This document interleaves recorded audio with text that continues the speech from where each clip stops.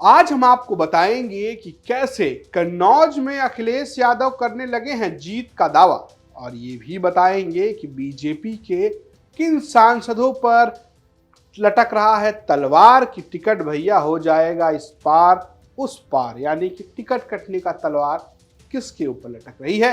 साथ ही साथ ये भी जानेंगे कि कैसे अखिलेश यादव की एक्शन पॉलिटिक्स में यादव परिवार को मुलायम सिंह नजर आ रहे हैं। नमस्कार, आप देख रहे हैं आज का यूपी और मैं हूं रजत सिंह। आज बात करते हैं सबसे पहले अखिलेश यादव की। अखिलेश यादव कन्नौज पहुंचे और कन्नौज पहुंचते ही उन्होंने बहुत कुछ कहा। उन्होंने कहा कि ये बीजेपी वाले छोड़ू हैं, ये छोड़कर चले जाते हैं।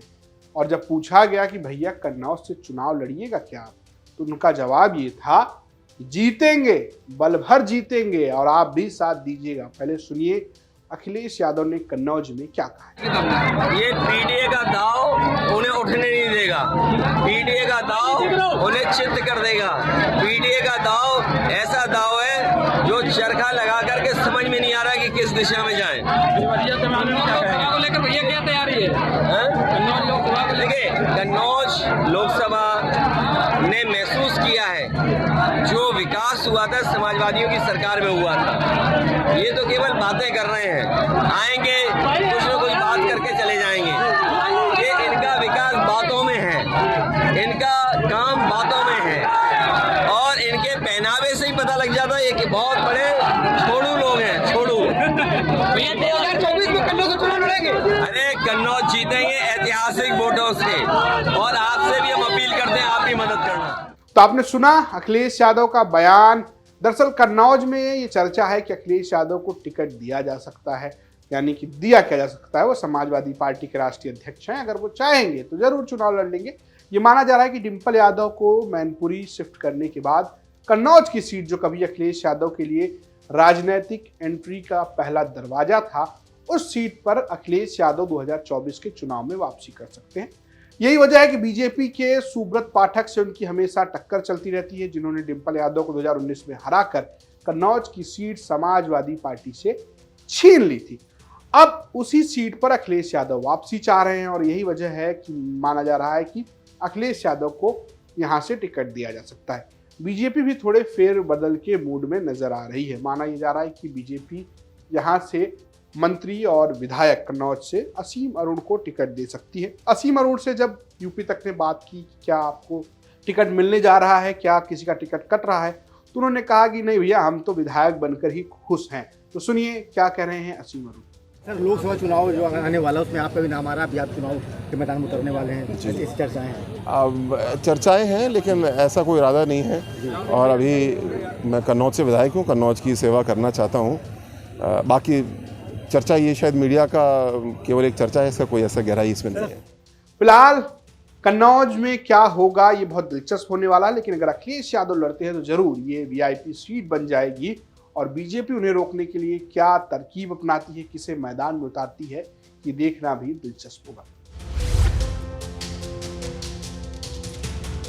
अब बात करते हैं दिन की दूसरी खबर की। खबर है भारतीय जनता पार्टी यानी सत्तारूढ़ दल बीजेपी। क्या बीजेपी में भी कुछ फेरबदल हो सकती है, यानी कि लोकसभा चुनाव को लेकर जो तैयारी चल रही है उसमें कुछ लोगों का पत्ता कट सकता है, और ये जो लिस्ट है वो कहीं ना कहीं कुछ सांसदों का चयन करार कहिए, नींद कहिए, सब कुछ छीन सकती है, क्योंकि कुछ लोगों के ऊपर तलवार लटक रही है। बीजेपी सूत्रों की माने तो कुछ नाम सामने आ रहे हैं, वो हम आपको बताते हैं। पार्टी सूत्रों की माने तो जिन सांसदों की उम्र 75 से ऊपर है उनके लिए थोड़ा खतरा बरकरार है, जैसे कि इलाहाबाद लोकसभा से रीता बहुगुणा जोशी, डुमरियागंज से जगदम्बिका पाल, देवरिया से रमापति राम त्रिपाठी, कानपुर से सत्यदेव पचौरी, बरेली से संतोष गंगवार, चंदौली से महेंद्र पांडे और मथुरा से हेमा मालिनी। इसके अलावा दूसरी कैटेगरी वो बताई जा रही है जिनके ऊपर तलवार अटक सकती है, जो प्रदर्शन या रवैये के चलते लिस्ट लाल सूची में है।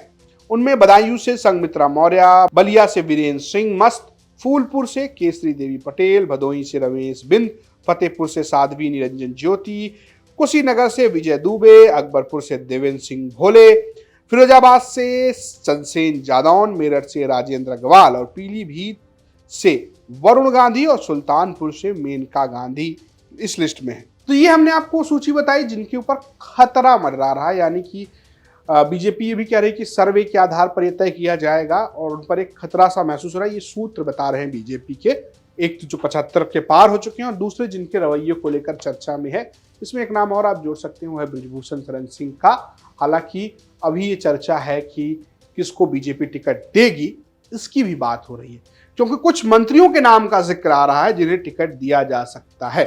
उसकी भी बात कर लेते हैं। जिन्हें चुनाव मैदान में उतारने की तैयारी है उनमें है धर्मपाल सिंह, जितिन प्रसाद, बेबी रानी मौर्य, नंदगोपाल नंदी, दयाशंकर सिंह, लक्ष्मी नारायण। इसके अलावा पशुपालन मंत्री धर्मपाल सिंह को आंवला से टिकट दिए जाने की चर्चा है। नंदगोपाल नंदी को जो है वो प्रयागराज से, असीम अरुण कन्नौज से और दिनेश प्रताप सिंह को रायबरेली से, सोमेंद्र तोमर और अनूप वाल्मीकि को कैराना और हाथरस से टिकट देने की चर्चा बहुत तेज है।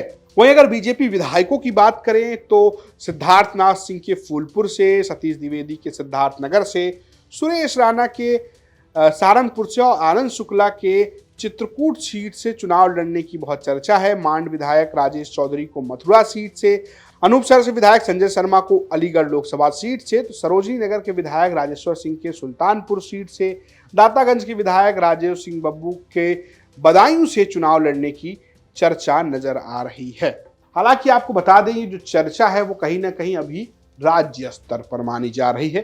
केंद्रीय अगर बीजेपी सूत्रों की बात करें तो वहां एक और चर्चा निकलकर सामने आती है। वो अभी ये माना जा रहा है कि वो लोग जो हैं वो कहीं ना कहीं व्यस्त हैं अभी फिलहाल विधानसभा के चुनाव में, उसके बाद कहीं ना कहीं इस पर फैसला होगा। हालांकि ये बहुत तेज चर्चा है कि कुछ विधायक और सांसदों को लड़ाया जा सकता है जो अभी मंत्री हैं सरकार में, और कुछ ऐसे हैं जिनका पत्ता कट सकता है। अब आते दिन की तीसरी खबर पर, वो जुड़ी है अखिलेश यादव से। अखिलेश यादव ने जेपी एनआईसी का दरवाजा फादा और एक्शन हीरो की तरह कूदकर जेपी के मूर्ति पर माल्यार्पण कर दिया और ये माल्यार्पण की तस्वीर खूब वायरल हुई और वार पलटवार हुआ। किसी ने कहा कि इनको एशियन गेम भेज दीजिए, मेडल लाना चाहिए। किसी ने कहा कि भैया कांग्रेस की गोद में मत खेलिए। लेकिन यादव परिवार के और खासकर शिवपाल यादव के जो बेटे हैं उनको नजर आ गया है इसमें मुलायम सिंह यादव की छवि। सुनिए। मैं आपको याद दिलाना चाहूँगा वो वक्त जब 2010 में नेताजी ने भी एक बार इसी तरीके से, मायावती जी की सरकार थी, मायावती ने भी लोहिया जी की मूर्ति पे जब नेताजी माल्यार्पण करने जा रहे थे उनको रोका गया था।